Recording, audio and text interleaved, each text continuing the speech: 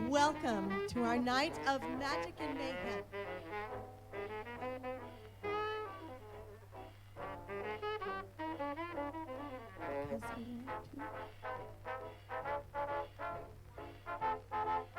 Well, I mean, directing is fun and everything, but I really just did this show because I wanted to be a fairy. But we need you back there. I mean, we need you. Music is. But they use ribbon wands. I know. I know glitter and ribbons is very tempting, but we need you back there. Okay. Maybe I'll just tell you guys all the boring stuff. I know. I'm sorry. Okay. If you have cell phones, turn them off, please. If you need to go to the potty, the bathrooms are out there.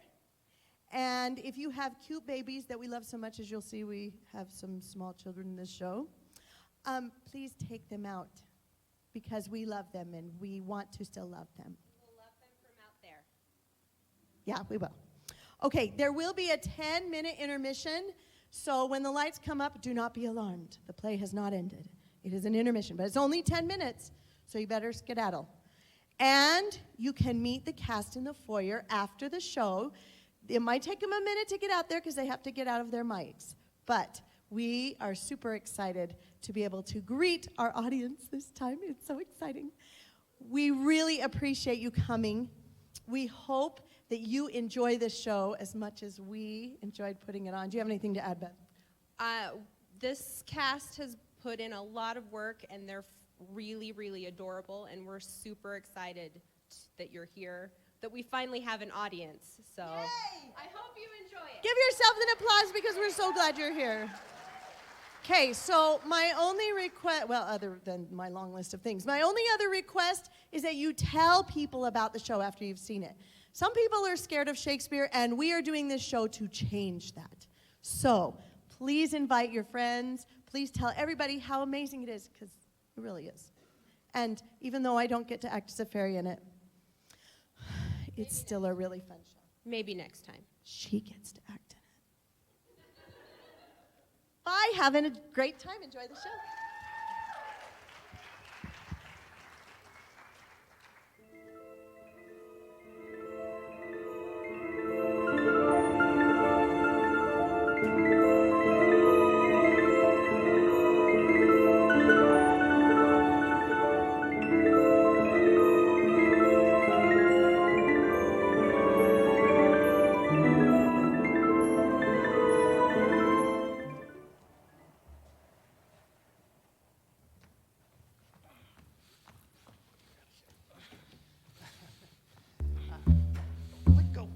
Go. Right there, Bananas. Get out there, boys. My fair Hippolyta, our nuptial hour draws on apace, for happy days brings in a new moon, but oh, how slow methink this old moon wanes. 4 days will quickly steep themselves in night, 4 nights will quickly dream away the time, and then the moon, like to a silver bow new bent in heaven, shall behold the night of our solemnities. Yes. Philomena, stir up the Athenian youth to merriments. Awake the point and nimble spirit of Moith. Hippolyta, I wooed thee with my sword, and I won thy love by doing thee injuries, but I will wed thee in another key.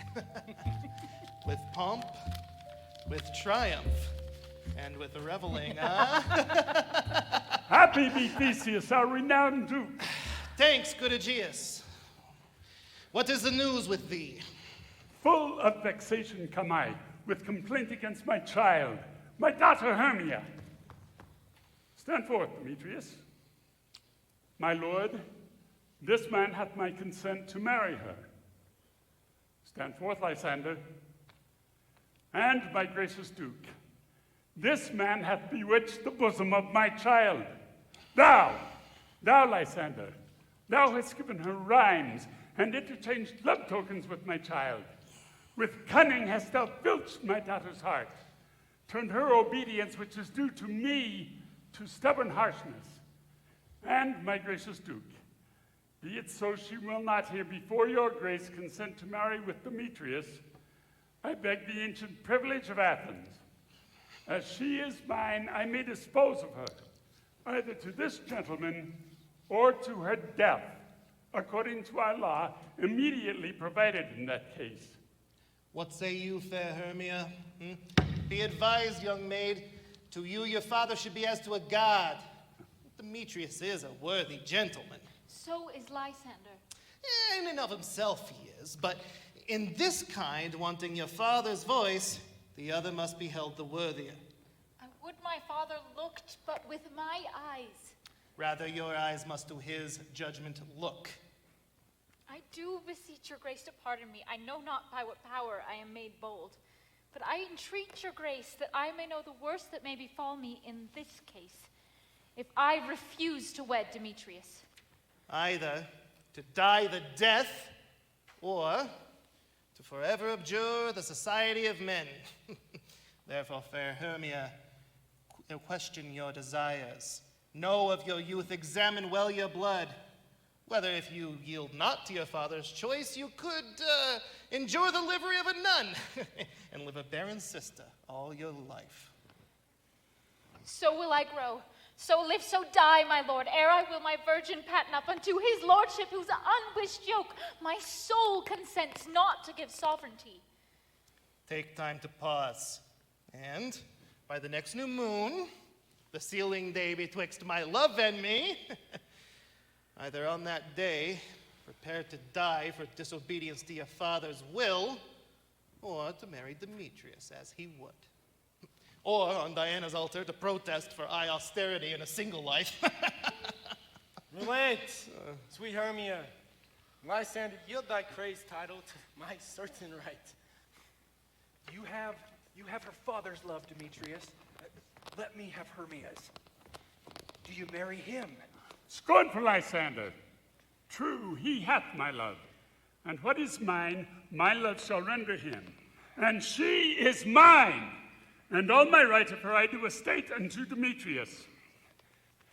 I am, my lord, as well derived as he, as well possessed. My love is more than his. My fortunes every way as fairly ranked, if not with vantage, as Demetrius. And, which is more than all these boasts can be, I am beloved of the beauteous Hermia. Why should not I then prosecute my right? Demetrius, I'll avouch it to his head, made love with Nader's daughter Helena, and won her soul. And she, sweet lady, dotes, devoutly dotes in idolatry upon this spotted and inconstant man. I must confess I have heard as much, but Demetrius, come. And come, Aegeus, I have some private schooling for you both. As to you, fair Hermia, look you arm yourself to fit your fancies to your father's will, or else the law of Athens yields you up. Come, Hippolyta. What cheer, my love? Demetrius and Aegeus, go along. I must employ you in some business. With duty and desire we follow you. How now, my love? Why is your cheek so pale? How chance the roses there do fade so fast? Belike for want of rain, which I could well beteem them from the tempest of my eyes. The course of true love never did run smooth. Hear me, Hermia. I have a widow aunt, a dowager of great revenue, and she hath no child. From Athens is her house remote, 7 leagues, and she respects me as her only son. There, gentle Hermia, may I marry thee. And to that place the sharp Athenian law cannot pursue us. If thou lovest me then, steal forth thy father's house tomorrow night, and in the wood, a league without the town, where I did meet thee once with Helena, there will I stay for thee. Good Demetrius, I swear to thee by Cupid's strongest bow, in that same place thou hast appointed me tomorrow, truly will I meet with thee. Keep a promise, love. Here comes Helena. Oh, Godspeed, fair Helena, whither away? Call you me fair? That fair again unsay. Demetrius loves your fair. Oh, happy fair, sickness is catching. Oh, were favor so, yours would I catch for Hermia ere I go. Oh, teach me how you look, and with what art you sway the motion of Demetrius' heart. I frown upon him, yet he loves me still. Oh, that your frowns that teach my smiles such skill. No, I give him curses, yet he gives me love. Oh, that my prayers could such affection move. The more I hate him, the more he follows me. The more I love, the more he hateth me. His folly, Helena, is no fault of mine. None but your beauty. Would that fault were mine. Take comfort, sweet Helena. He no more shall see my face. Lysander and myself shall ply this place. Helen, to you, yes, to you our minds we shall unfold. Tomorrow night, a time when lovers' flights doth still conceal, through Athens' gates have we devised to steal. And in the wood where often you and I upon faint primrose beds were wont to lie, emptying our bosoms of their counsel sweet, there Lysander and myself shall meet. And thence from Athens turn away our eyes to find new friends and stranger companies. Farewell, sweet playfellow. Pray thou for us, and good luck grant thee thy Demetrius. Sweet love, we must starve our sight from lovers' food till morrow, deep midnight. I will, my Hermia.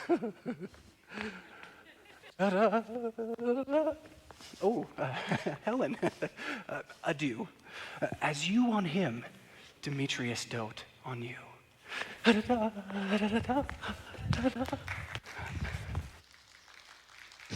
How happy some or other some can be. Through Athens I am thought as fair as she, but what of that? Demetrius thinks not so. He will not know at all, but he do know. As he errs, doting on Hermia's eyes, so I, admiring of his qualities. Love looks not with the eyes, but with the mind. For ere Demetrius looked on Hermia's eyne, he hailed down oaths that he was only mine. And when this halesome heat from Hermia felt, so he dissolved, and showers of oaths did melt. I will go tell him of fair Hermia's flight. Then to the wood will he tomorrow night pursue her. And for this intelligence, if I have thanks, it is a dear expense. But here in me nigh to enrich my pain, to have a sight thither and back again.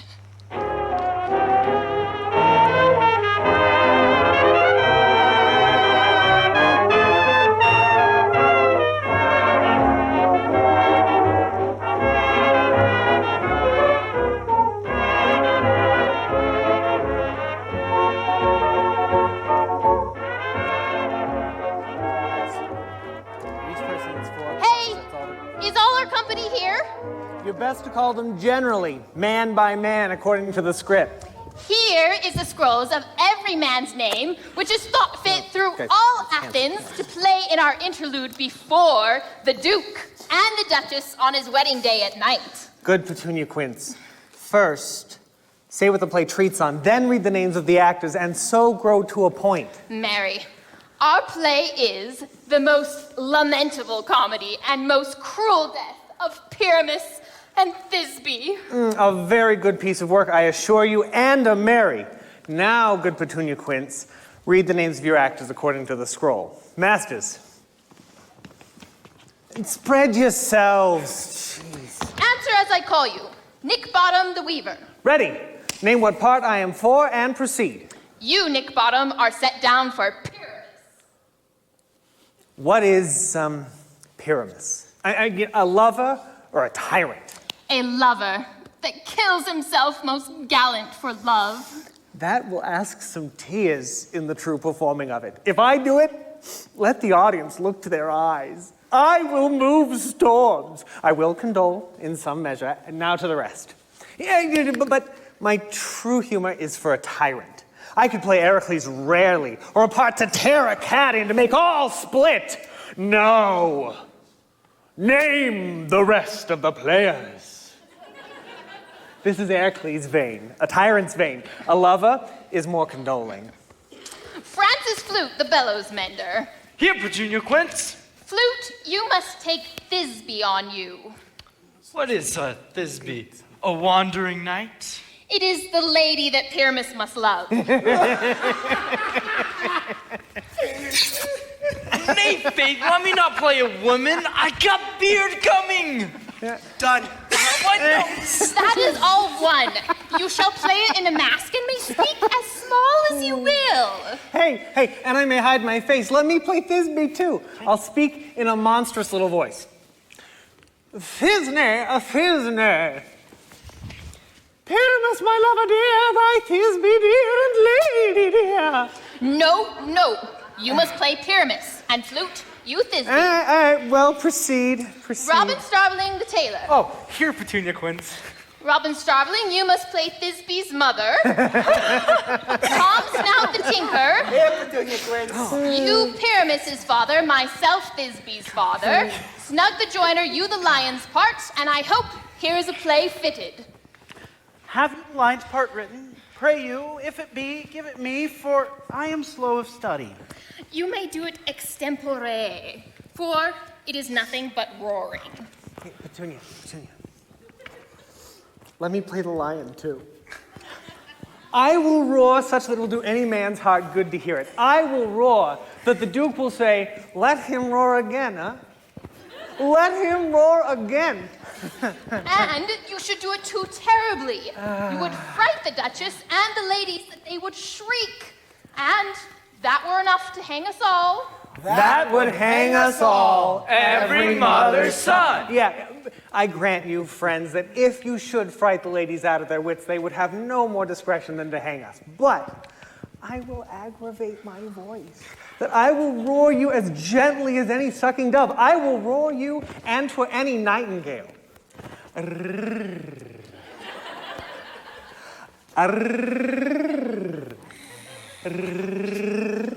No! You can play no part but Pyramus. For Pyramus is a sweet-faced man. Stop. A most proper man as one shall see in a summer's day. A most lovely, gentlemanly-like man. Therefore, you must needs play Pyramus. Well, I will undertake it. Masters, here are your parts. I am to entreat you, request you, and desire you to con them by tomorrow night, and meet me in the palace woods, a mile without the town, by moonlight. There shall we rehearse, such as our play wants. I pray you, fail me not. We will meet, and there we may rehearse most obscenely and courageously. Take pains. Hey, Be perfect. Wait a second. What? Adieu. Hey, Petunia!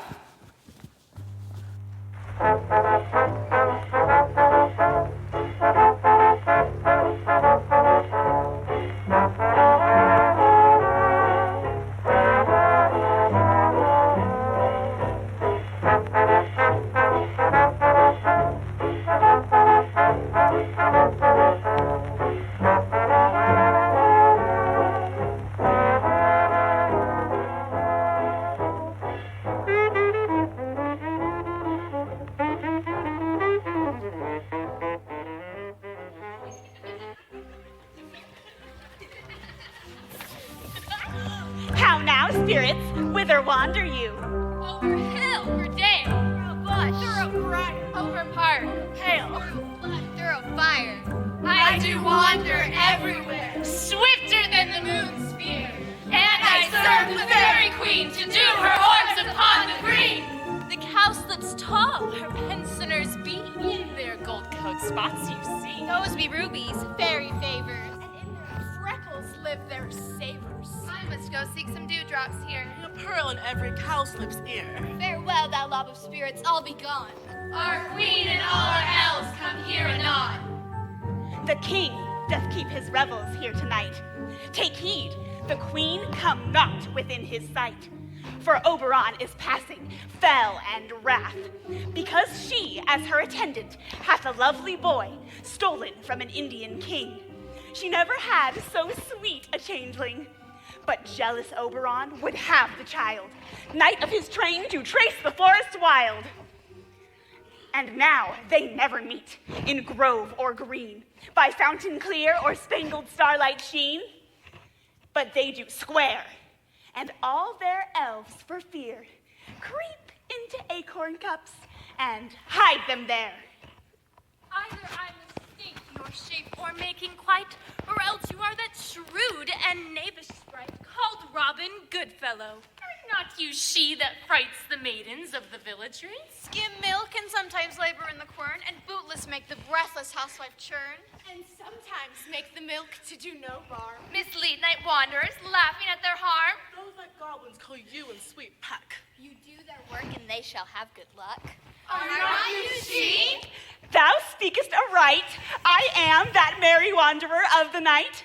I jest to Oberon and make him smile when I a fat and bean-fed horse beguile. I'm neighing like a filly foal, the wisest aunt telling the saddest tale.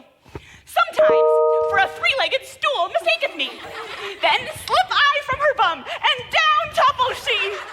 Tailor, she cries, and falls into a cough. And the entire choir holds their hips and laugh, and waxen in their mirth and knees and swear a merrier hour never was wasted there. But room fairies, here comes Oberon. Mistress, would that he were gone. Ill met by moonlight, proud Tanya. What, jealous Oberon? Fairy skip hence, I have forsworn his bed and company. Very rash wanton, am not I thy lord? Then I must be thy lady, but I know when thou hast stolen away from fairyland. Why art thou here? Come from the furthest depth of India? But that, forsooth, the bouncing Amazon, your buskinged mistress and warrior love, to Theseus must be wedded, and you come to give their bed joy and prosperity. How canst thou for shame, Titania, glance at my credit with Hippolyta, knowing I know thy love to Theseus? These are the forgeries of jealousy, and never, since midsummer spring met we on hill and dale, forest or mead, to dance our ringlets to the whistling wind. But with thy brawls thou hast disturbed our sport, therefore the winds piping to us in vain, as if in revenge, have sucked up from the sea contagious fogs, which falling in the land have every pelting river made so proud that they have overborne their continents. The spring, the summer, the childing autumn, the angry winter have changed their wonted liveries, and the May's world knows not which is which. This same progeny of evils comes from our dissension, from our debate. We are their parents and originals. Do you amend it then? It lies in you. Why should Titania cross her Oberon?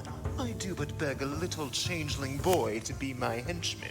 Set thy heart at rest, the fairyland buys not the child of me. His mother was a votaress of my order, and in the spiced Indian air by night, full often has she gossiped by my side, her womb then rich with my young squire. But she, being mortal, of that boy did die, and for her sake do I rear up her boy. And for her sake will I not part with him. How long within this wood intend you stay? Perchance till after Theseus' wedding day. If thou wilt patiently dance in our rounds and see our moonlight revels, go with us. If not, shun me, and I will spare thy haunts. Give me that boy, and I will go with thee. Not for thy fairy kingdom. Fairies away, I shall try downright if I longer stay. Well, go thy way. Thou shalt not from this grove till I torment thee for this injury. My gentle Puck, come hither.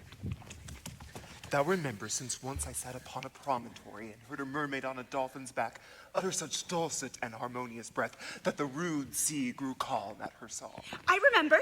At that time I saw, but thou couldst not, flying between the cold moon and the earth, Cupid, all armed, a certain aim he took at a fair vestal throned by the west, and loosed his love shaft smartly from his bow, as it should pierce 100,000 hearts. Mark it I where the bolt of Cupid fell. It fell upon a little western flower, before milk white, now purple with love's wound. Fetch me that flower, the herb I shewed thee once, the juice of which on sleeping eyelids laid will make or man or woman madly dote upon the next like creature that it sees. Fetch me this herb, and see thou be here again ere the Leviathan can swim the league. I'll put a girdle round about the earth in 40 minutes. Having once this juice, I'll watch Titania while she is asleep. Then I'll drop the liquor of it in her eyes. The next thing then she waking looks upon, be it on wolf or bear or bull, she shall pursue it with the soul of love. And ere I take this charm from off her sight, I'll make her render up her page to me. Me, be! But who comes here? I am invisible, and I will overhear their conference.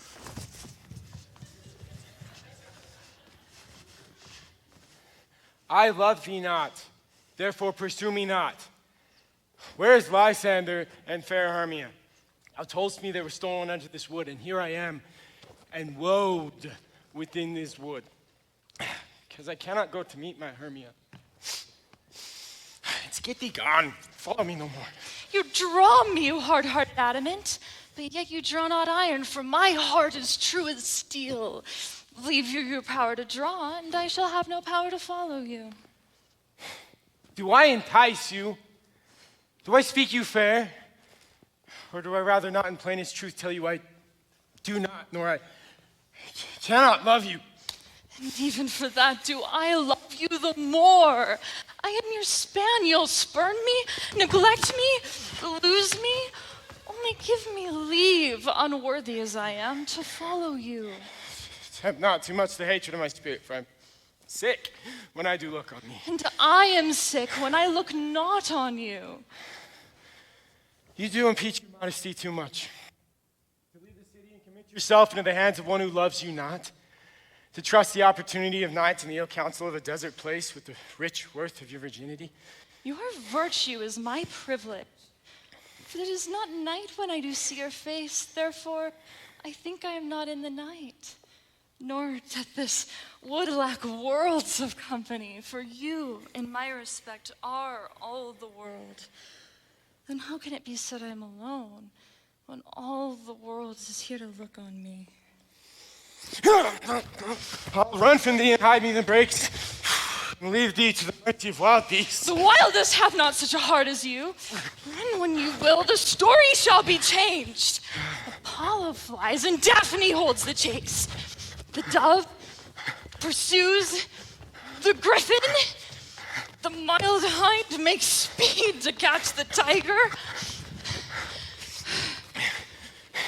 Bootless speed when cowardice pursues and valor flies.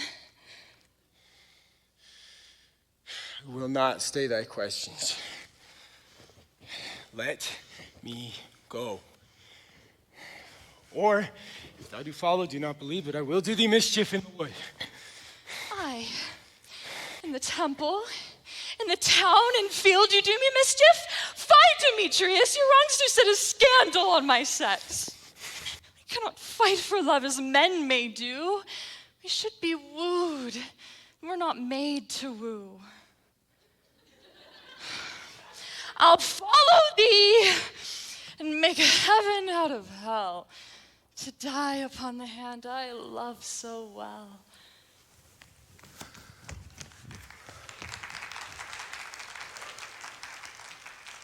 Fare thee well, nymph. Ere he doth leave this grove, thou shalt fly him, and he shall seek thy love. Hast thou the flower there? Welcome, wanderer. Aye, there it is. Pray thee, give it me. I know a bank where the wild thyme blows, where ox lips and the nodding violet grows. There sleeps Titania some time of the night, lulled in these dances with flowers and delight. There I'll streak the juice of it in her eyes and make her full of hateful fantasies. take thou some of it, and seek through this grove a sweet Athenian lady is in love with a disdainful youth. Anoint his eyes, but do so when the next thing he espies may be the lady. Thou shalt know the man by the Athenian garments he hath on. Effect it with some care, that he may prove more fond on her than she upon her love, and look thou meet me here ere the first cock crow. Fear not, my lord, your servant shall so do.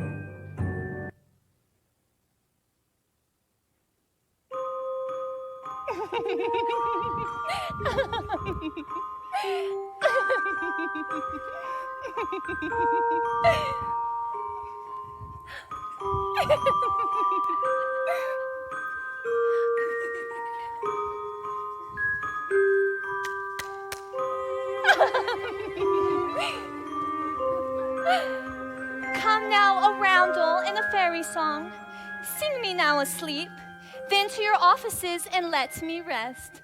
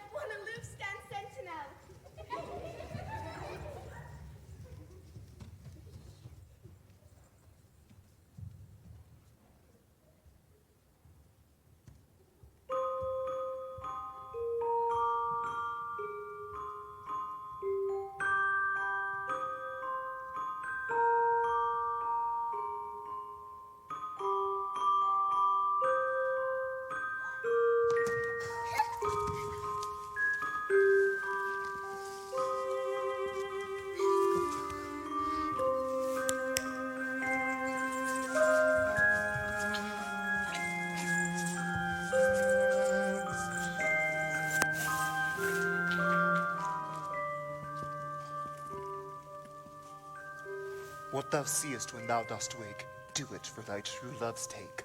Love and languish for his sake, be it ounce or cat or bear, pard or boar with bristled hair. In thy eye that shall appear when thou wakest, it is thy dear. Wake when some vile thing is near.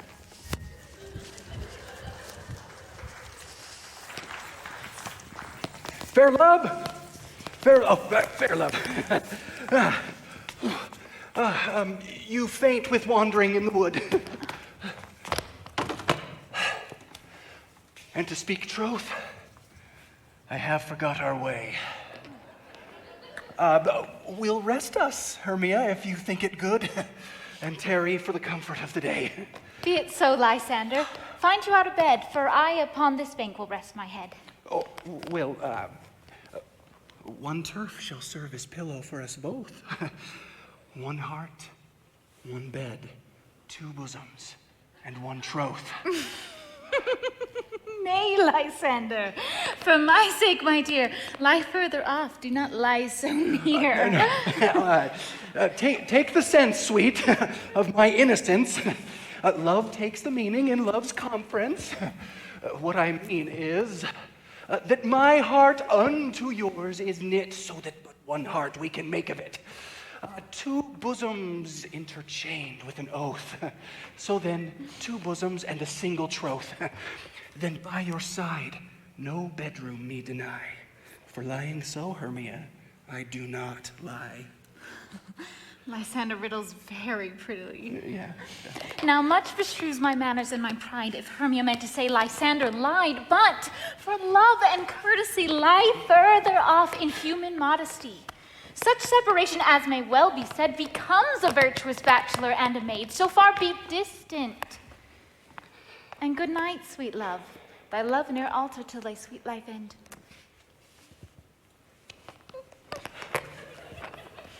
Amen. Amen to that fair prayer, say I. And then end life when I end loyalty. Here is my bed. No.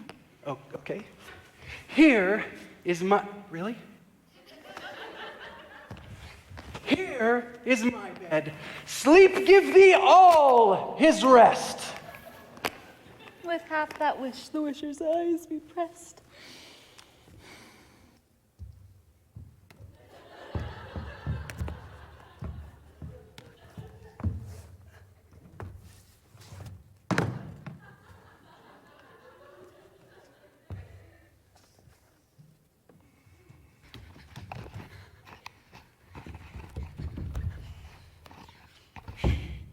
Through the forest have I gone, but Athenians found I none, on whose eyes I might approve this flower's force in stirring love.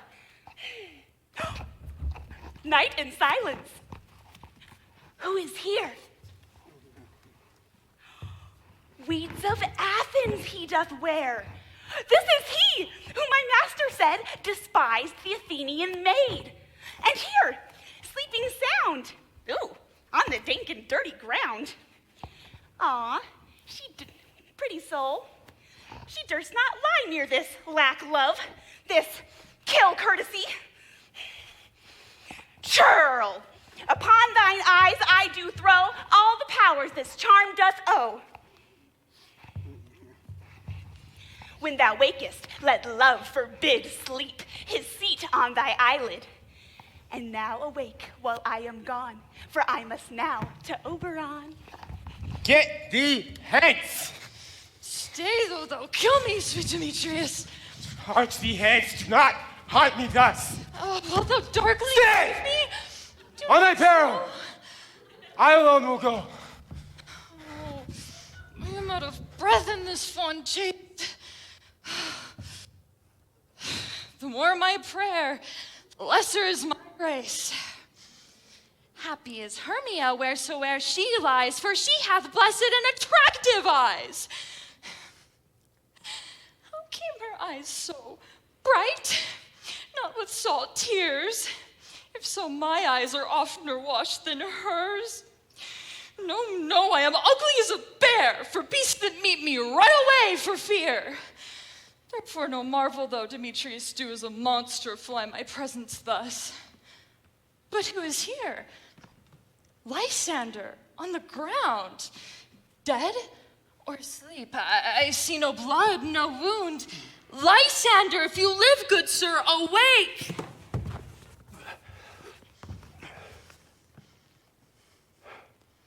And run through fire will I, for thy sweet sake.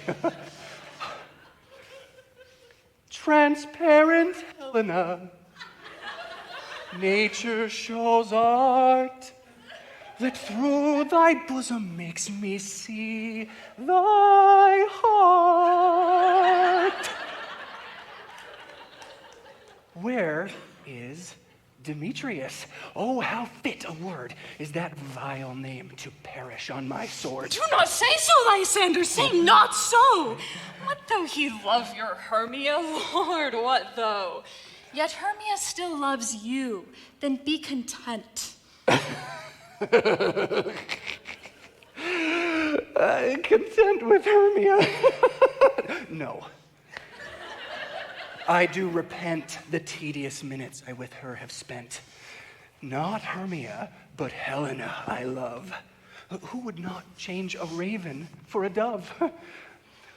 The will of man by his reason is swayed, and reason says you are the worthier maid. Wherefore was I to this keen mockery born?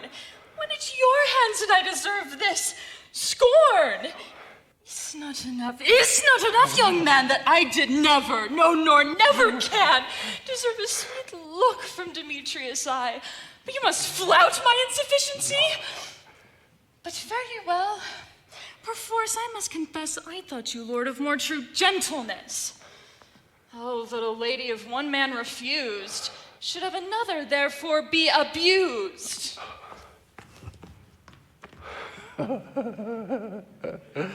Oh, she sees not Hermia. Hermia, rest thou there, and nevermore come Lysander near.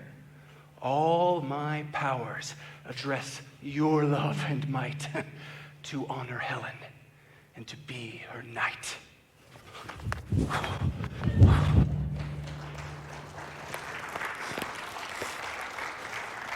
Help me, Lysander, help me.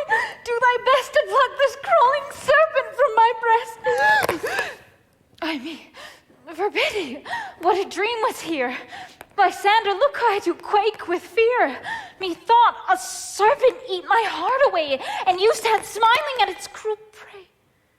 Lysander? What? Removed. Lysander! Lord! Removed, gone, out of sound, no sound, no word. Alack, speak! And if you hear, speak of all loves. I swoon almost with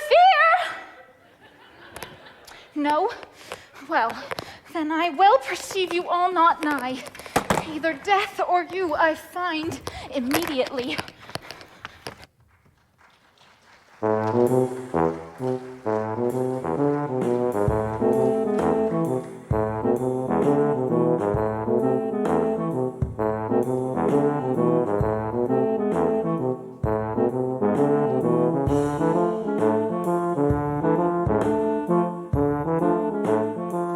Are we all met?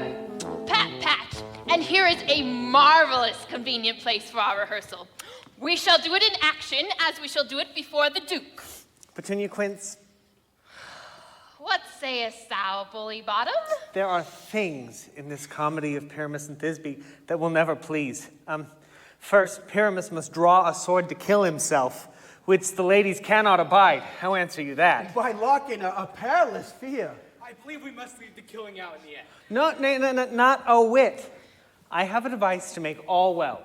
Write me a prologue, And let that prologue seem to say that we will do no harm with our swords, and that Pyramus is not killed indeed. And for the more better assurance, tell them that I, Pyramus, am not Pyramus, but Bottom the Weaver. This will put them out of fear. Well, we shall have such a prologue. But will not the ladies be afeard of the lion? Oh, I fear it, I promise you. Masters, you ought to consider with yourselves. To bring in, God shield us, a lion among ladies is a most dreadful thing. For there is not a more fearful wild fowl than your lion living. And we ought to look to it. Then another prologue must tell that he is not a lion. Nay. But you must name his name, and half his face must be seen through the lion's neck. And he himself must speak through saying thus, or to the same defect. Ladies, fair ladies, I would wish you, I would request you, I would entreat you not to fear, not to tremble my life for yours. If you think I come hither as a lion, it were pity of my life. No, I am no such thing. I am a man as other men are, and there indeed let him name his name and tell them plainly that he is Snug the joiner. Well, it shall be so. But there is two hard things. That is, to bring moonlight into a chamber, for, as you know, Pyramus and Thisbe meet by moonlight. Well, doth the moon shine on the night we play our play? Yes, it doth shine that night. Why, then may you leave a casement of the great chamber window where we play open, and the moon may shine in at the casement. Aye, or else one must come in with a bush of thorns and a lantern and say he comes to disfigure or to present the person moonshine. Yeah, okay. Then there is another thing. We must have a wall in the great chamber, for Pyramus and Thisbe says the story did talk through the chink of a wall. What can never bring in a wall? What say you, Bottom? Some man or other must present wall. And let him have some plaster, some loam, or some rough cast about him to signify wall, and let him hold his fingers thus. Thus. Thus. Thus. Yeah! And through that cranny may Pyramus and Thisbe whisper. If that may be, then all is well. Come, sit down, every mother's son, and rehearse your parts. Pyramus, you begin. When you have spoken your speech, enter into that break, and so everyone according to his cues. What hempen homespuns have we swaggering here, so near the cradle of the fairy queen? What? A play? I'll be an auditor, an actor too, perhaps, if I see cause. Speak, Pyramus. Thisbe, stand forth. Thisbe, the flowers of odious savor. Odors. What? I think Odors. she's saying you stink. What? No, odors, savor, sweet. Oh, flowers of odors, savors sweet. So hath thy breath, my dearest Thisbe dear. But hark, no, not you. Hark, I hear a voice. Stay thou but here a while, and by I will to thee appear. A stranger Pyramus then air played here. Must I speak now? Aye, Mary, must you. For you must understand, he goes but to see a noise that he heard, and it's to come again. Oh, okay. Most Pyramus of of girls like red rose and triumphant brew, as most troublous radiance and most lovely chew, as Trezzy who'd never tire, meet thee Pyramus and Nini's too! Ninus to man! And why, you must not speak that yet. That you answer to Pyramus. You speak all your part at once, cues and all. Oh. Pyramus, enter, your cue is past. It is never tire. Oh, as true as Trezzy horse, that will never tire. If I were fair, Thisbe, I were only thine. Oh, my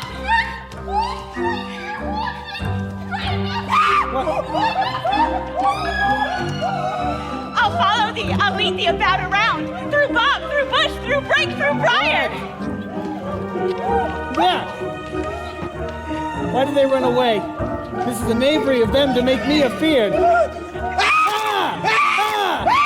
Oh, Gordon, thou art changed! What do I see on thee? What do you see? You see an ass head of your own, do you? Yeah.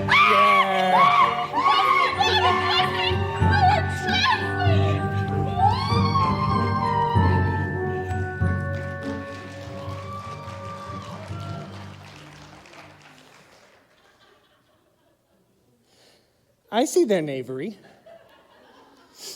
This is to make an ass of me. To fright me if they could. But I will not move from this place. Do what they can. I will walk up and down here, and I will sing, that they may hear that I am not afraid. The woozle cock so black of hue, with orange tawny bill, the throstle with his note so true, the wren with little quill. What angel wakes me from my flowery bed?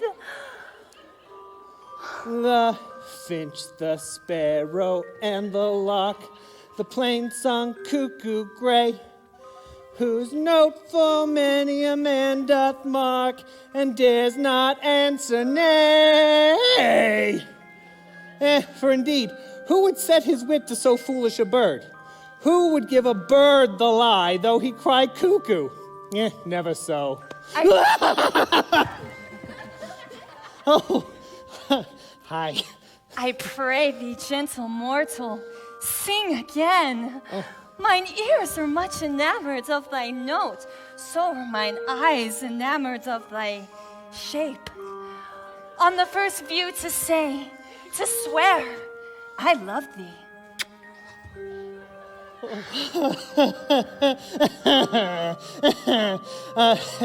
Methinks, mistress, you should have little reason for that. But then, reason and love bear little company together nowadays. Thou art as wise as thou art beautiful. Oh, not so neither. But if I had wit enough to get out of this wood, I'd have enough to serve my own turn. Out of this wood do not desire to go. Thou shalt remain here, whether thou wilt or no. I am a spirit of no common rate. The summer doth tend upon my state, and I do love thee. Therefore, go with me. I'll give thee fairies to attend thee, and they shall fetch thee jewels from the deep, and sing while thou on pressed flowers dost sleep. Peas blossom, cobweb, moth, mustard seed, holly, ivy, and willow. Ready? Where shall we go? Be kind and courteous to this gentleman. Hop in his walks and gamble in his eyes. Feed him with apricots and dewberries, green grapes and mulberries. Nod to him, elves, and do him courtesies. I cry your worship's mercy heartily. I beseech your worship's name. Cobweb. I shall desire you of more acquaintance, good Master Cobweb. If I cut myself, I shall make bold with you, huh? Your name, honest gentleman. Peas Blossom. I shall desire your more acquaintance too, Master Peas Blossom. Oh, your name, I beseech you, sir. Mustard Seed. Ah, Master Mustard Seed, your kindred have made my eyes water many a time ere this. I shall desire you of more acquaintance too. The moon, methinks, looks with a watery eye, and when she weeps, weeps every little flower, lamenting some enforced chastity. Oh. Tie up my love's tongue, bring him silently.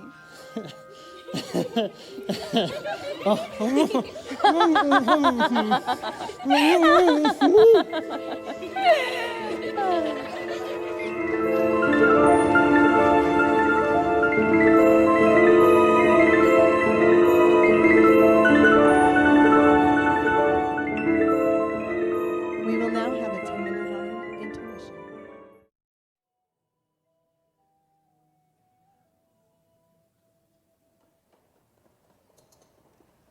wonder if Tanya be awake. Then next came in her eye that she must dote on in extremity. Oh, time to start. Okay.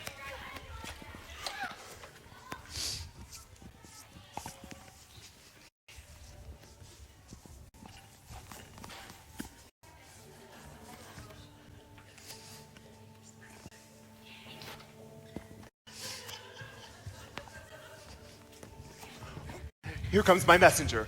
How now, spirit, what night rule about this haunted grove? My mistress with a monster is in love.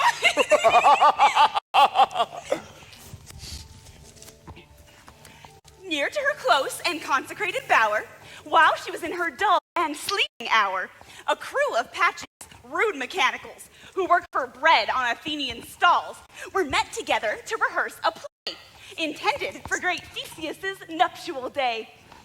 The shallowest thick-skin of the barren sort, who Pyramus presented in their sport, forsook his scene and entered in a break, when I did him at this advantage take.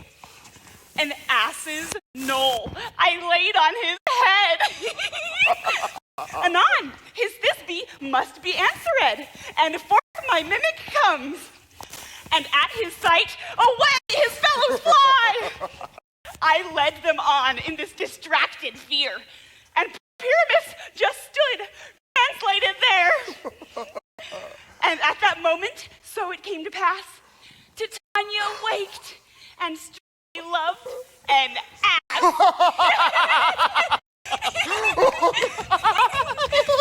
This falls out better than I could devise. Oh, but hast thou yet matched the Athenians' eyes with the love juice, as I did bid thee do? I took sleeping, that is finished too. And the Athenian woman by his side, that when he wakes, with force she must be eyed. Stand aside. This is the same Athenian. This is the woman. But not this the man. Why rebuke you him that loved you so? Lay breast so bitter on your bitter foe?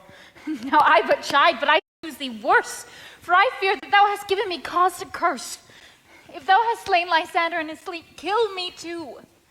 The sun was not so true unto the day as he to me.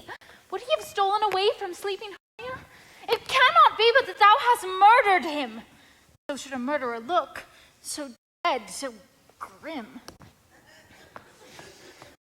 And so should the murdered look, and so should I, pierced through the heart with your stern cruelty. Yet you, the murderer, look as bright, as clear as yonder Venus in her glimmering sphere. What is this to my Lysander? Where is he? Oh, good Demetrius, wilt thou give him me? I had rather feed his carcass to my house. Out, dog! Out, cur! Hast thou slain him then? Henceforth never be numbered among men. Spend your passion on a misprized mood. I'm not guilty of Lysander's blood, nor is he dead, for aught that I can tell. I pray thee then tell me he is well. And if I could, what should I get thereof? A privilege never to see me more. And from thy hated presence part, no, see me no more, whether he be dead or no. There's no following her in this fear thing. Here, therefore, a while I will remain. What hast thou done? Thou hast mistaken quite, and laid the love juice on some true love sight. The wood goes swifter than the wind, and Helena of Athens look thou find. By some illusion see thou bring her here, all his eyes against she do appear. I go, see how I go, swifter than the arrow in the Tartar's bow. Flower of this purple dye, hit with Cupid's archery, sink an apple of his eye. When his love he doth espy, let her shine as gloriously as the Venus of the sky. When thou wakest, if she be by, beg of her for remedy. Captain of our fairy band, Helena is here at hand, and the youth, mistook by me, pleading for a lover's fee. Shall we their fond pageant see? Lord, what fools these mortals be! Mocking me! Stand aside, the noise they make will cause Demetrius to awake. And then will two at once woo one. That must needs be sport alone. And those things that do best please me must befall preposterously. Helena!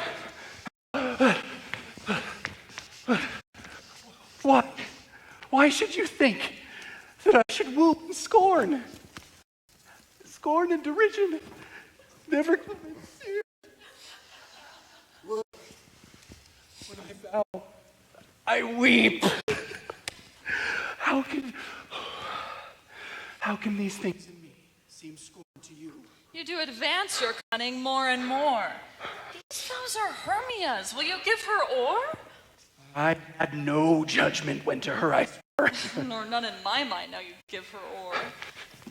Demetrius loves her, and he loves not you. Oh, Helena. God is near. Perfect. To what shall I compare thine eye? Crystal is muddy. Oh, how ripe and show thy lips, those kissing cherries tempting grown. Oh, let me kiss this princess of pure light, this seal of bliss. Oh, spite! Oh, hell! Now I see you were a better set against me for your merriment. If you were civil and knew courtesy, you would not do me thus much injury. Can you not hate me as I know you do, but you must join in souls to mock me too? If you were men, as men you are in show, you would not use a gentle lady so, to vow and swear and super praise my parts when I am sure you hate me with your hearts.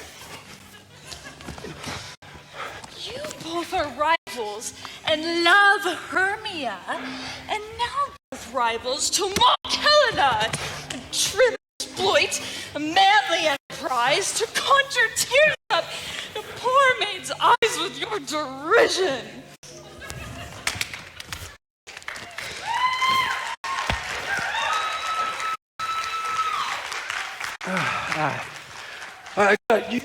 You are unkind. Yes.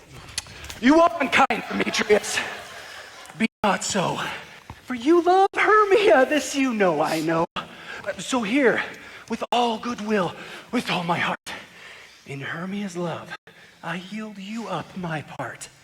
And hey, yours of Helen to me bequeath, whom I do love, and will do till my death. Never did mockers waste more idle breath. Lysander, keep thy Hermia. I will none. If e'er I loved her, all that love is gone. My life hers, but guess why sojourned? And now to Helen is at home returned, there to remain. Helen, it is not so. Disparage not the faith thou dost not know, lest to thy peril thou abide, dear. Look, where thy love comes now, yonder is thy dear. Oh, thou art not with mine eye, Lysander found mine ear. I think it brought me to thy sound. But why unkindly didst thou leave me so? Why should he stay, whom love doth press to go? What love could press Lysander from my side? Lysander's love that would not let him bide. Fair Helena, who more engilds the night than all yon fiery O's and eyes of light. Why seekest thou me? Could not this make thee know the hate I bear thee made me leave thee so? You speak not as you think it cannot be. No, she is one of this confederacy. Now I perceive they have conjoined all three to fashion this false sport in spite of me. Hermia, most ungrateful maid, if you conspire, have you with these contrived to bait me with this foul derision? Oh, is it all forgot? All school days friendship, childhood innocence? Will you rent our ancient love asunder to join with men in scorning your poor friend? It is not friendly, 'tis not maidenly. Our sex as well as I may chide you for it, though I alone do feel the injury. I am amazed at your passionate words. I scorn you not, yet it seems that you scorn me. Have you not set Lysanders in scorn to follow me and praise my eyes and face? Made your other love, Demetrius, who even but now did spurn me with his foot, to call me goddess, nymph, divine and rare. But by your setting on, by your consent, what though I be not so in grace as you, so hung upon with love, so fortunate, but miserable most, to love unloved. This you should pity rather than despise. I know not what you mean by this. I do persever, counterfeit sad looks, make mouths upon me when I turn my back, will each another hold the sweet jest up. But fare you well. It's partly my own fault, which death or absence soon shall remedy. Stay, gentle Helena. Hear my excuse, my love, my life, my soul, fair Helena. Excellent. Sweet, do not scorn her so. If she cannot entreat, I can compel. Thou canst compel no more than she entreat.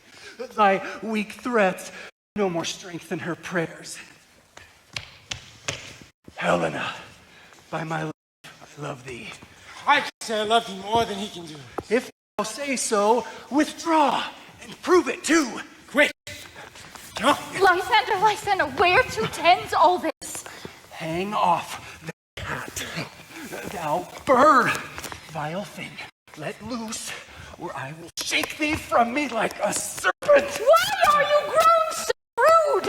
What change is this, sweet love? I love Tawny Tartar. Out, loathing medicine, vile potion. Hence. Oh, do you not jest? Yes, sooth, and so do you. Demetrius, I will keep my word with thee. I would I had your bond, for I perceive you have a weak bond. I'll not trust your word. What? Should I harm her? Strike her? Kill her dead? Although I hate her, I'll not harm her so. What greater harm can you do me than hate? Am I not Hermia? Are you not Lysander? I am as fair now as I was erewhile. Since night you loved me, since night you left me. By my life, I left thee, and never did desire to see thee more. Therefore, be out of hope, of question, of doubt. Be certain, nothing truer. 'Tis no jest. If I do hate thee and love Helena. Oh, me. You juggler! You canker blossom! You thief of love! What? Have you come my night and stolen my love's heart from me? Fine of faith, have you no modesty, no maiden shame, no touch of bashfulness? What, will you tear impatient answers from my gentle tongue? Fie, you counterfeit, you puppet, you! Puppet? Why so? Oh, that way goes the game. Now I perceive that she hath made compare between our statures, and with her height, her tall personage, her height, forsooth, she hath prevailed with him. What? Are you grown so tall in his esteem because I am so dwarfish and so low? How low am I, thou painted Mabel? Speak! How low am I? I am not so low but that my nails can reach into your eyes! Oh, you mock me, gentlemen. Let her not hurt me. I was never cursed. I have no gift at all in Jewishness. I am a right maid for my cowardice. Let her not break me. Perhaps maybe because she is something lower than myself, that I can match her. Lower? Hark again!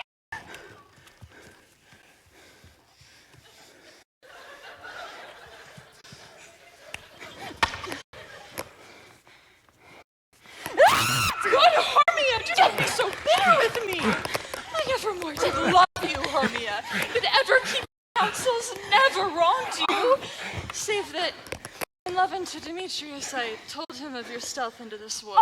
He followed you for love, I followed him. But he hath chid me hence and threatened me to strike me, spurn me, nay, to kill me too.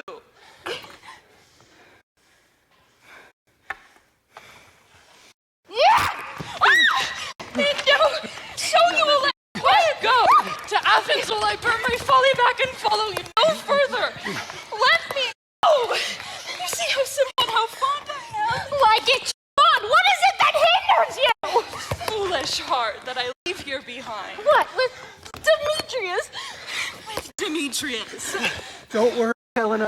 She shall not harm thee. No, she shall not. Though you do her part. Oh, when she's angry, she is keen and shrewd. She was a vixen when she went to school, and though she be but little, she is fierce. Nothing but little and low. Why do you suffer her to flout me thus? Let me come to her. Get you gone. You dwarf. You minister of hindering knot grass maid. You bead. You acorn. You were too officious on her behalf to scorn your services. Let her alone. Speak not of her.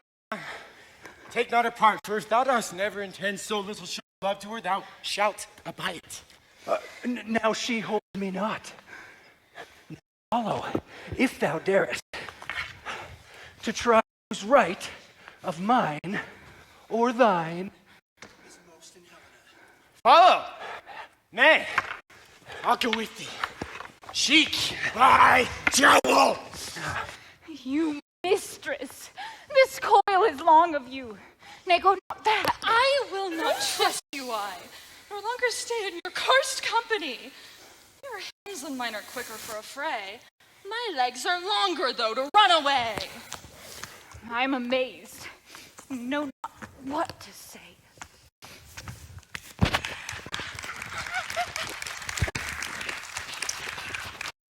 This is thy negligence. Still thou mistake, or else commits thy knaveries willfully. Believe me, King of Shadows, I mistook. Did not you tell me I should know the man by the Athenian garment he had on? And so, blameless proves my enterprise that I should anoint an Athenian's eyes. And so far am I glad it so did sort. For this their jangling I esteem as sport. Thou seest these lovers seek a place to fight. Hie therefore, Robin, overcast the night. Lead these testy rivals so astray as one come not within another way. Then o'er their brows doth counterfeiting sleep, with leaden legs and batty wings doth creep. Then crush this herb into Lysander's eye. When they next wake, all this derision shall seem a dream and fruitless vision. While I in this affair doth thee employ, I'll to my queen and beg her Indian boy. Then I her charmed eye will release from monsters' view, and all things shall be at peace. My fairy king, this must be done with haste, for night's swift dragons cut the clouds full fast, and yonder shines Aurora's harbinger. But we are spirits of another sort. Notwithstanding, haste, make delay, we may effect this business yet ere day. Up and down, up and down. I will lead them up and down. I am feared in field and town. Goblin, lead them up and down.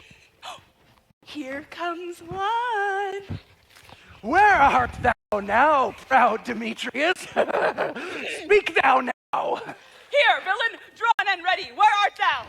I will be with thee straight. Follow me then to plainer ground. Ender, speak again! Where dost thou hide thy head? Huh? Thou coward! Thou run away in some bush? Huh? Where art thou? I said speak! Ho ho, coward! Art thou bragging to the stars, saying that thou lookest for wars, but wilt not come? I thee with a rod. He is defiled that draws a sword on thee. Here art thou there! Follow my voice. He goes before me, and still bears me on. When I come where he calls, then he is gone. Later healed than I followed fast, but faster I did fly. That fallen am I in dark and uneven way, and here will rest me. Come thou, gentle day, for if but once thou show me thy gray light, I'll find Demetrius, revenge this spite. Ho ho, coward! Why comest thou not? Abide me! is thou darest. Thou shiftest before me, running every place, but neither show thy head nor thy face. Where art thou? Come hither! I am here! Nay, thou mockest me. If ever I by thy face by daylight see, now go thy way. Faintness constraineth me to measure out my length on this cold bed. Thy days approach, look to be visited. Oh, weary night. Oh, long and tedious night, abate thy hour. Shine, comforts from the east, that I may back to Athens by daylight from those that my poor company detest. And sleep, that sometimes shuts up sorrow's eye, steal me a while from mine own company.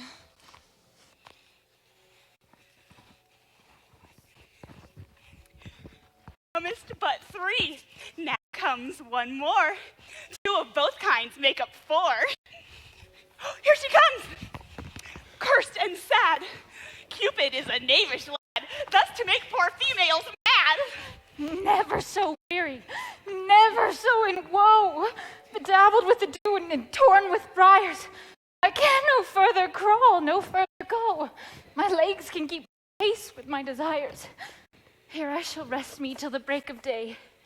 Heaven shield Lysander if they mean a fray.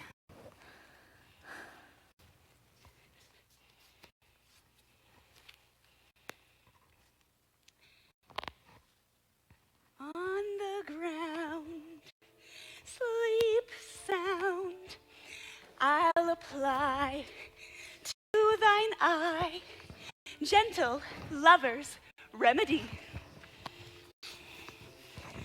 When thou wakest, thou takest true delight in thy former lady's eye. Jack shall have Jill, naught shall go ill.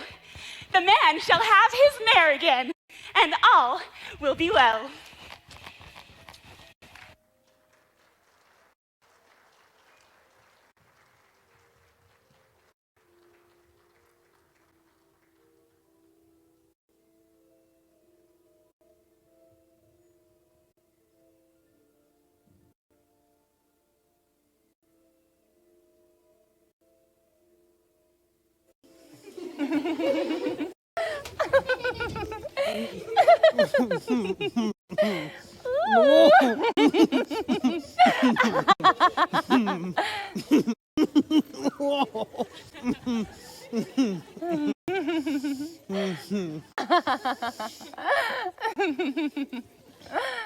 Come sit thee on this flowery bread, while I thy amiable cheeks do coy, and stick musk roses in thy sleek, smooth head, and kiss thy fair, large ears, my gentle joy.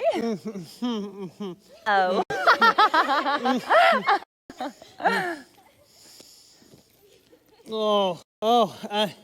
Where's Peas Blossom? Peas Blossom? Peas Blossom. Scratch my head, Peas Blossom. Where's Cobweb? Oh, Monsieur Cobweb, good monsieur. Get your weapons in your hand and kill me a red-hipped humblebee on top of a thistle. And good monsieur, bring me the honey bag. Oh, where's Mustard Seed? Ready? What's your will? Oh, nothing good, monsieur, but to help Cavalry Cobweb to scratch. Oh, I must to the barber, monsieur. Methinks I'm marvelous hairy about the face. What, wilt thou hear some music, sweet love? I have a reasonable good ear for music. Let's have the tongues and the bones. What? Or say, sweet love, what thou desirest to eat. Oh, truly? Yes. Peck of provender. I could munch good dry oats. Methinks I have a great desire to a bottle of, hay. Oh, good hay, sweet hay hath no fellow.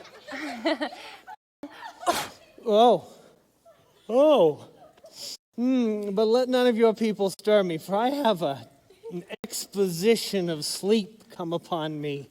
Sleep now, and I will wind thee in my arms. Fairies, be gone, and in all ways away. How I love thee. How I dote on thee.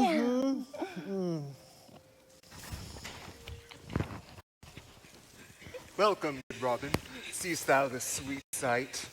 Her dotage now do I begin to pity, for, meeting her of late behind the woods, seeking sweet favors from this hateful fool, I did upbraid her and fall out with her, and she in mild terms begged my patience. I then did ask of her her changeling child, which she straight gave me, and bid her fairy bear him to my bower in fairyland. Now I have the boy, I will undo this hateful imperfection of her eye. And, gentle Puck, take this transformed scalp from off the head of this Athenian swain, that he awaking when the others do may all to Athens back again repair, and think no more of this night's accidents, fierce vexation of a dream. But first, I will release the fairy queen. Be as thou wast wont to be. Now, my Titania, wake you, my sweet queen. Oh, my sweet Oberon! What visions have I seen? Methought I was enamored of an ass. There lies your love. How came these things to be? How I do loathe his visage now. Silence while. Robin, take off this head.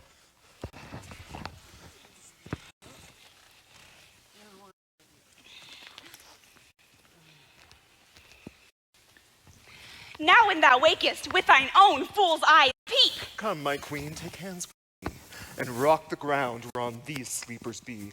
Now thou and I are new in amity. We will tomorrow night solemnly dance in Duke Theseus' house triumphantly, and bless it to fair prosperity.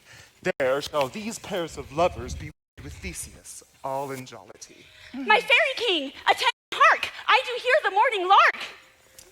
Come, my lord, and in our flight, tell me how it came this night that I sleeping here was found with these mortals on the ground.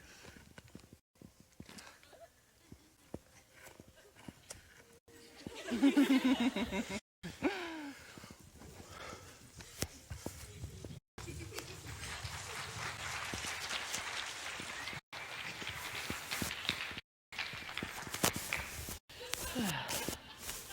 since we have the vaward of the day, we will, fair queen, to the players' green, to mock the musical confusion of clubs and echo in conjunction. I never heard so musical a discord, sweet thunder. Yeah? Oh, but soft. What nymphs are these, huh? My lord, this is my daughter here asleep. And this Lysander, this Demetrius, this Helena, old Nida's Helena. I wonder at their being here together. Oh, no doubt they rose up early to observe the rite of May.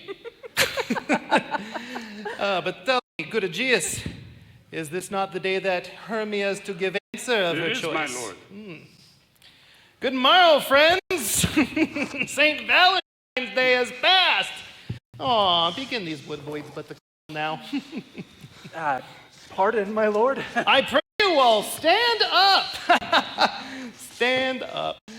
I know you two are rivals in this world. How comes this gentle concord, huh? To sleep by hate and know no enmity? I shall, my lord, reply amazedly. For truly, I swear I cannot say how I came here. Oh, you can't say. But as I think, for truly would I speak. And now I do bethink me. So it is. I came with Hermia hither. Our intent was to be gone from Athens, where we might without the peril of the Athenian law. Enough! Enough, my lord, you have enough. I put the law upon his head. They would have stolen away. They would, Demetrius. Were I to have defeated you and me, you of your wife and me of my consent that she should be your wife. My lord, fair Hermia told me of their stealth and of its purpose hither to this wood, and I in fury followed them. Helena in fancy following me. But I wot not by what power, but by some power it is, my love, fair Hermia melted as the snow. The object and pleasure of mine eye is only Helena. As I betrothed, there I saw Hermia. And like in sickness, I loathe this food, but in health, come to my natural taste. Now I do wish it, love it, long for it, and will forever remain true to it.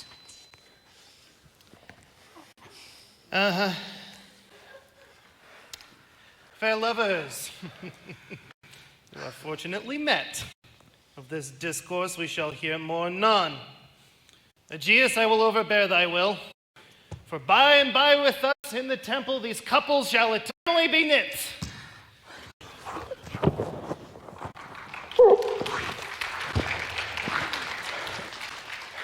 Away with us to Athens, 3 by 3. We'll hold a feast in great solemnity. Come, Hippolyta. Kids!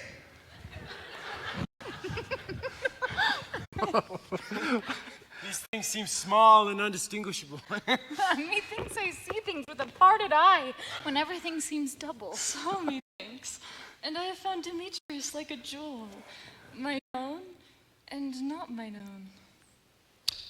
Are you sure that we are awake? For it seems to me that yet we sleep, we dream. Do not you think the Duke was here and bid us follow him?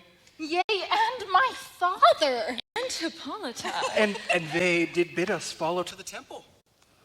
Why, then we are awake. Let's follow him, and by the way, let us recount our dreams.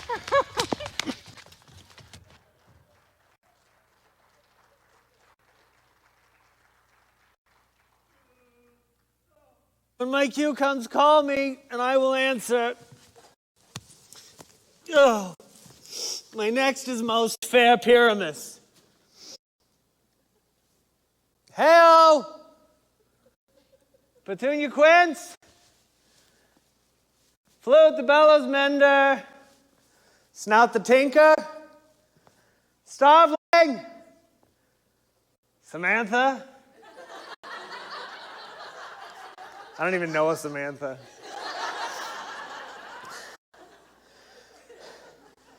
God's my life stolen hence and left me asleep. I have had a most rare vision. I've had a dream past the wit of man to say what dream it was. Man is but an ass if you go about to expound this dream. Methought I was, no man can tell what. Methought I was, methought I had, man is but a fool if you offer to say what he thought I had. The eye of man hath not heard. The ear of man hath not seen. A man's hand is not able to taste. His tongue to conceive. Nor his heart to report what my dream was.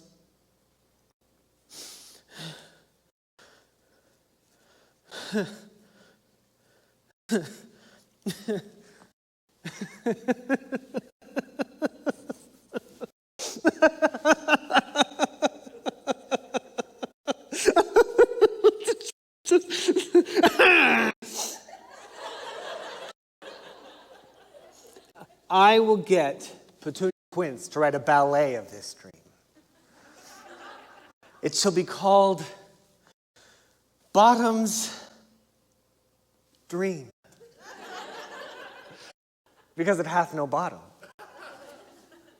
And I will sing it in the latter end of a play before the Duke. Oh, no. Peradventure, to make it the more gracious, I shall sing it at her death.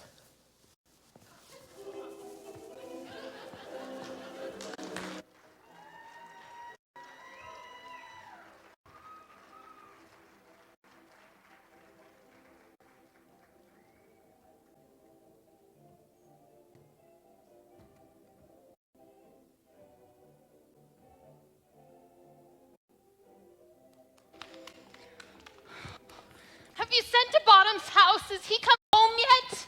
He has not been heard of. Out of doubt, he is transported. If he comes not, then is the play marred? Doth it go forward or doth it not? It is not possible. You have not a man in all Athens able to discharge Pyramus, but he. No, he is simply just the best handcraft man of all of Athens. Aye, and the best person, too. And he has a very paramour for a sweet voice. You must say paragon, for Paramus is a thing of naught. Masters, masters, the Duke is coming from the temple, and there is 2 or 3 lords and ladies more merry.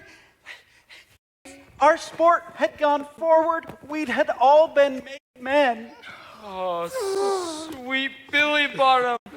He had not been paid 6 pence a day for playing Pyramus or nothing. Where are these lads? Where are these lads? Hello, oh no, thank you. Stop. Thank you. Masters, I am to discourse wonders, but ask me not what, for if I tell you I am no true Athenian. Oh, I'll tell you everything, right as it fell out. Tell us, Sweet Bottom. Well, you see, Did you hear something? Hear what?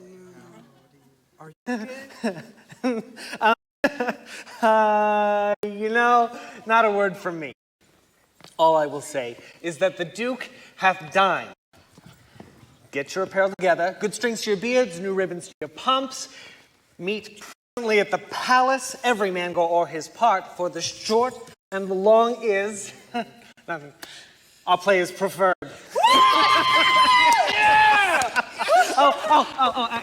And my dear actors, eat no onion nor garlic, for we are to utter sweet breath.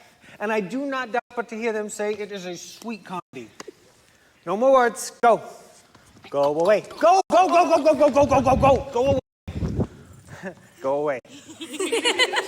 Go away. Go away.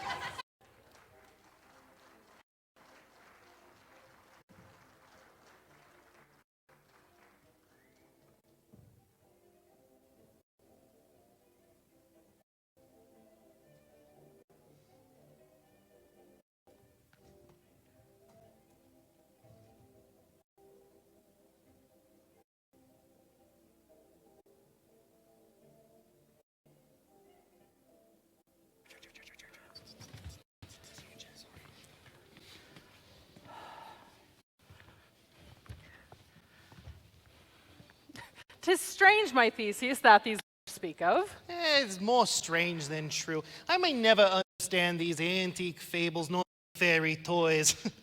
Lovers and madmen have such seething brains, such shaping fantasies that apprehends more than cool reason ever comprehends. But all the story night told over, and all their minds transfigured so together, more witnesseth than fancy's images. Grows to something of great constancy, but howsoever strange and admirable. Oh, but here come the lovers now, full of joy and mirth. Joy, gentle friends, joy and fresh days of love accompany your hearts. But come, what masks, what dances shall we have, huh? Where's our usual manager of mirth? What revels are at hand? Is there no play to ease the anguish of a torturing hour? Call Philomena. Here, mighty Theseus. Pray, tell me, what abridgment have you for this evening? How are we to wear away the lazy time, if not with delight? There's a brief how many sports are ripe. Make choice of which your highness will see first. The Battle of the Centaurs, to be sung by an Athenian eunuch to the harp. We'll have none of that. A riot of tipsy bacchanals tearing the Thracian singer in their rage. That's an old device. A tedious and brief scene of young Pyramus and his lover Thisbe, a very tragical moif. Merry and tragical, tedious and brief. Tedious and brief. This is hot ice and strange, wondrous snow. How shall we find the concord of this here discord? Play there is, my lord, some 10 words long, which is as brief as I've known to play. But by 10 words, my lord, it is too long, which makes it tedious. For in all the play, there's not one word apt, one player fitted, and tragical, my noble lord, it is. For Pyramus therein doth kill himself, which I must confess, when I saw rehearsed, made mine eyes water. But more merry tears the passion of laughter never shed. Oh, all right. And who are they that do play it? Hard-handed men that work in Athens here, which have never labored in their minds till now. And we shall hear it. Go, call them in. Take your places, ladies. Oh, goodness. So please, your grace, the prologue is addressed. Approach. If we offend, it is with goodwill. That should think we come to offend, but with goodwill. To show our still, our true intent is, all for your delight. We are not here. The actors are at hand, and by their show you shall know all that you are like to know. Indeed. Played on her prologue like a child on a recorder, a sound but not in government. Oh, proceed. Who is next? Gentles, perchance you wonder at our show, but wonder on, till truth make all things plain. This man is Pyramus, if you would know. This beauteous lady is certain. This man with lime and rough cast does present wall, that vile wall which did these lovers sunder, and through walls chink, poor souls they are content to whisper, at the which let no man wonder. This man with lanthorn and bush of thorns presenteth moonshine. For, if you will know, by moonshine these lovers thought no scorn to meet at Ninus' tomb. There to woo. This grisly beast, lion height by name, the and as she which lion vile with bloody mouth did stain, anon comes Pyramus, sweet youth and tall, and finds his trusty Thisbe's mantle slain, whereat with blade, with bloody bladeful blade,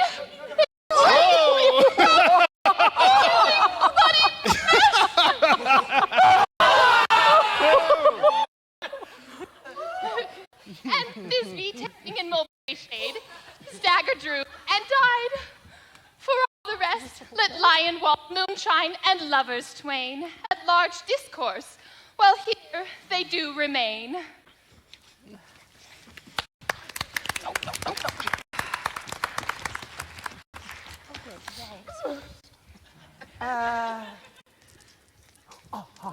In this same interlude, it doth befall that I, and Snout by name, present a wall.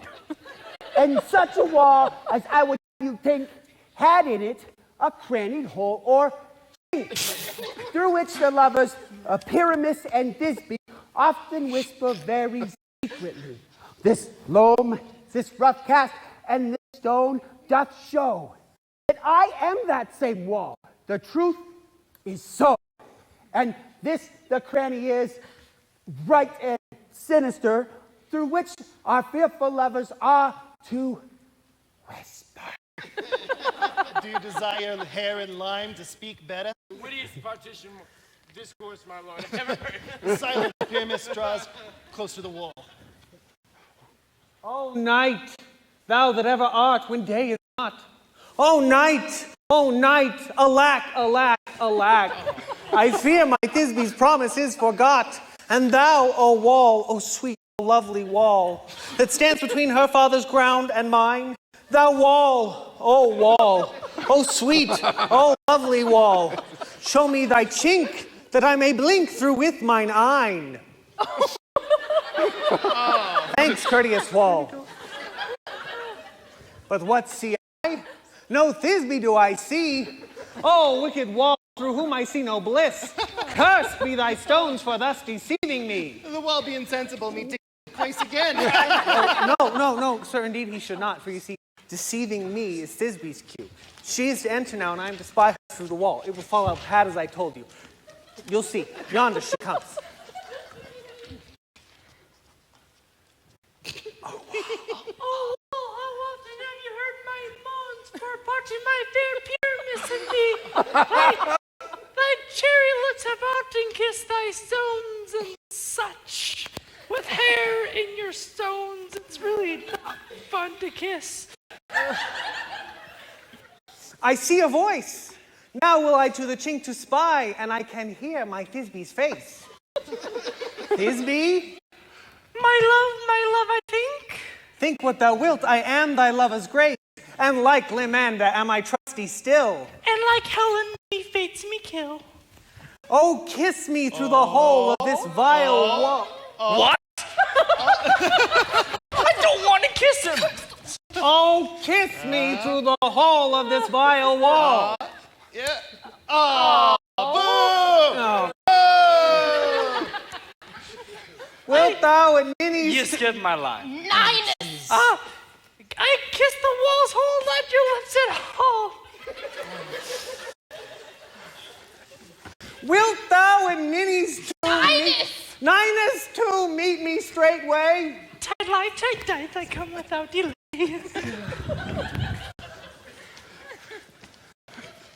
As thus I wall, having my part discharged so and be done, thus wall away doth go. There you go. Now is the mural down between two lovers. The silliest stuff that ever I heard. But here come two noble beasts now, a man and a lion. You ladies, you, gentle hearts do fit, the smallest monstrous mouse that creeps on the floor, may now perchance both quake and tremble here, when lion rough in wildest rage doth roar. Then know that I not to join around a lion's bell, nor else no lion's dam, for if I should, as lion come in strife into this place, 'twere pity on my life. Gentle beast, and of a good conscience. Huh? Very best of beast I ever saw in my work. Yeah. This lion is a very fox for his value. Aye, and a goose for his discretion. Huh? Oh, well, let us listen to the moon. This lanthorn doth the horned moon present. Oh, he is a crescent, and his horns are hidden within his circumference. Huh? This lanthorn doth the horned moon present, for I, the man in the moon, do seem to be. I am aware of this moon. What he would change. Oh, proceed, moon. All that I'm trying to tell you is this lanthorn is the moon. I, the man in the moon, and this thorn bush is my thorn bush. All these should be in the lanthorn, for all these are in the moon. But silence, here comes Thisbe.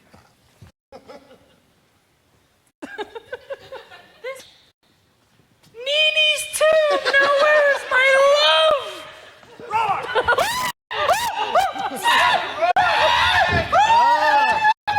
And well run, Thisbe. Huh? Well shown, moon.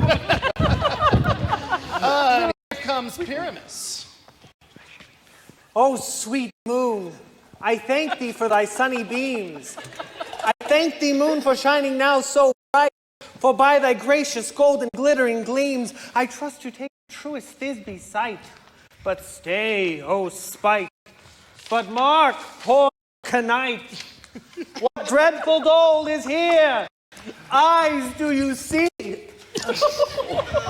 How can it be, oh dainty duck, oh dear?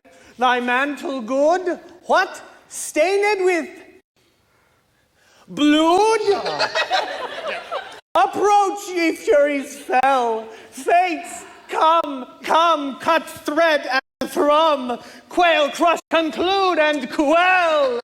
His passion and the death of a near friend could make one come close to being said. Beshrew my heart, but I pity the man.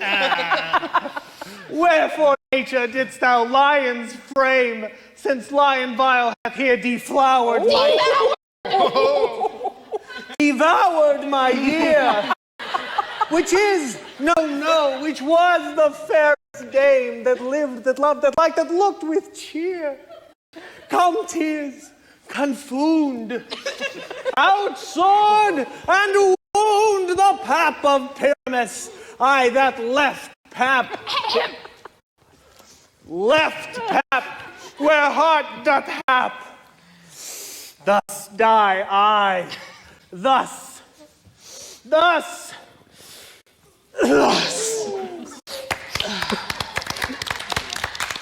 Now I am dead. Now I am fled. My soul is in the sky. Tongue, lose thy light. Moon, take thy flight. Moon, take thy flight. Now, die. Die. Die. Die.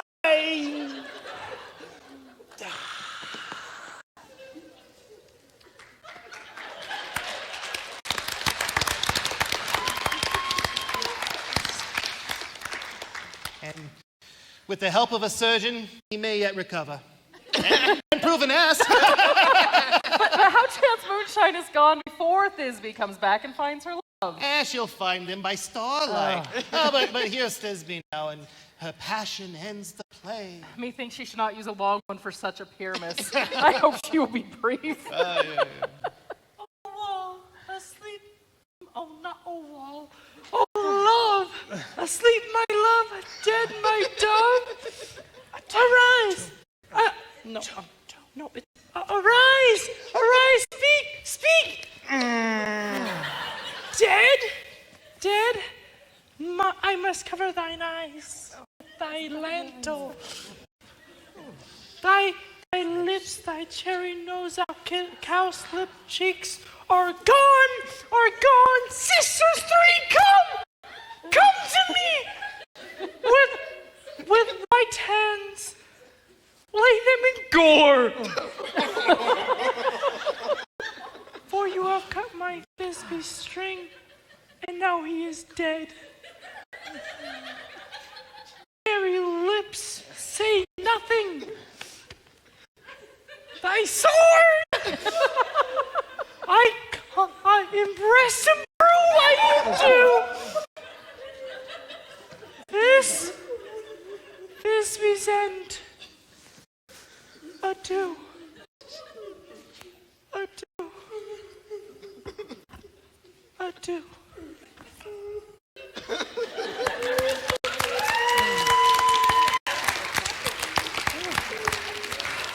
And now Moonshine and Lion are left to bury the dead. I want to. Oh, no. I assure you, sir, the wall is down with their fathers.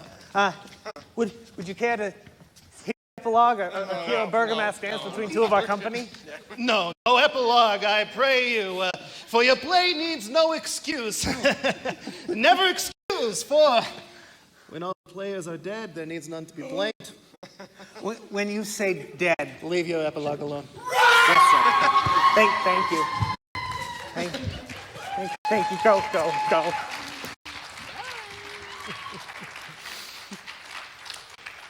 The iron tongue of midnight hath told 12. Sweet lovers to bed. 'Tis almost fairy time, huh? Sweet lovers to bed. A fortnight hold we our solemnities with nightly revels and new jollities.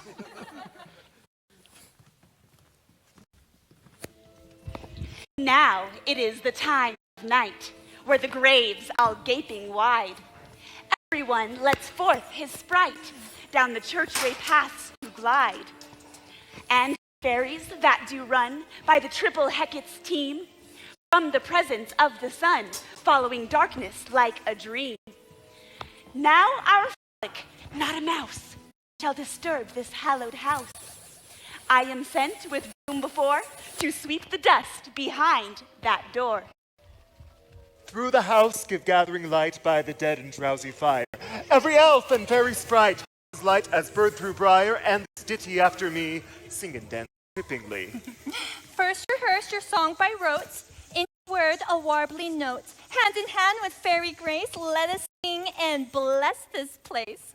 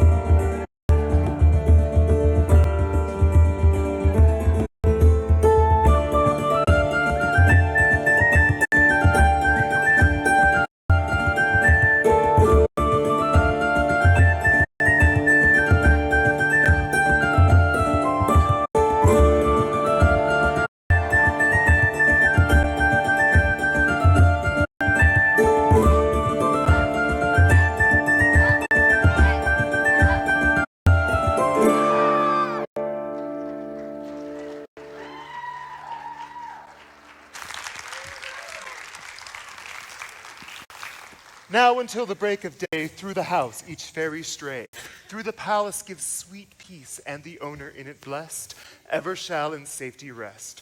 Trip away, make no delay, meet me all by break of day.